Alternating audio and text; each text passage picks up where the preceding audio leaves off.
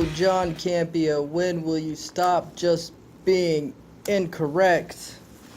Alright, so last week John Campea took to his personal YouTube channel to chastise Star Wars fans for calling out Disney on what they called pushing a gay agenda. This, of course, refers to rumors that the Force Awakens X-Wing pilot Poe Dameron could possibly be gay. Mr. Campea's argument was basically that if Poe Dameron turns out to happen to be gay, so what? That doesn't necessarily mean that Disney or the executives at Lucasfilm are trying to push a gay agenda.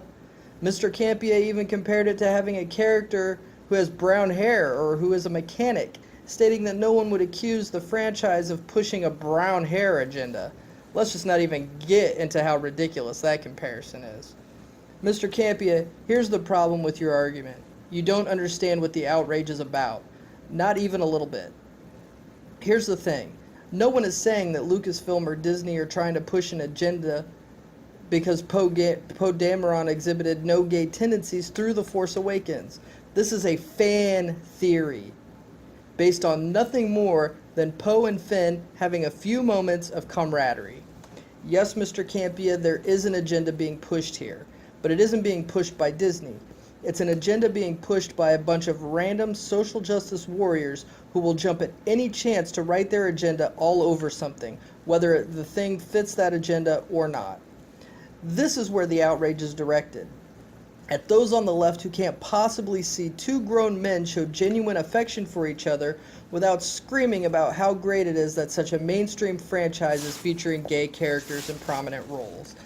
Yes, if Poe Dameron had been revealed to be gay, there would be a very small number of people who were going to throw a fit no matter how prominent his sexuality turned out to be. These, however, would be so small a minority that no one would really even notice them. There was a television show a few years ago, a cop show named Southland, that featured a prominent gay character as one of the lead roles. The audience for this show was almost exclusively cops, who tend to be conservative types. John Cooper's sexuality was even made a story point in several episodes, yet there was no accusation of Southland trying to push an agenda. Why? Because this was a character who just happened to be gay and no one cared. Mr. Campea, your complete lack of ability to understand exactly what is going on is rather disheartening.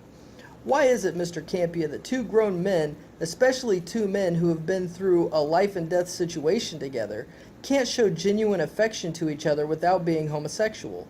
To me, that's more disturbing than fanboys who are worried about an agenda being pushed on them.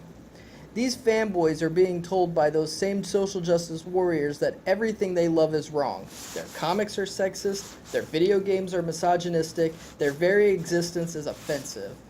That's what the social justice warriors are telling this demographic every single day. And now they want to co-opt their Star Wars thing and slap their social justice stamp on it. And when they have the audacity to fight back, you want to tell them that they're overreacting and it isn't that big of a deal? To them, it's a very big deal. Maybe if Poe Dameron had been revealed to be gay, they could have accepted it. Maybe they wouldn't even have really noticed. Despite what you seem to think, the core Star Wars audience isn't made up of horrible people. The social justice warriors have ruined that now. If Poe turns out to happen to be gay, they're going to believe it's because these social justice warriors have pushed it onto them, that their thing was hijacked. Mr. Campea, as with your eagerness to dismiss the Star Wars prequels as being not Star Wars, and thereby alienating the audience that the prequels actually do have, an entire generation of fans who were introduced to Star Wars through the prequels the same way we were through the original series, and now this new generation will be by the sequel trilogy, I believe your statements are completely irresponsible. Your video instead should have been addressed to the social justice warriors, and your plea should have been, why can't you just let Star Wars be Star Wars? Because that's all anyone is asking. Instead, I feel as though you have completely missed the point and are completely out of touch with your own audience and the fandom you claim to be a part of. Thanks for listening, and have a nice day. Hi everyone. If you enjoyed this video, make sure you like, share, subscribe. Be sure to check me out on Facebook and Twitter.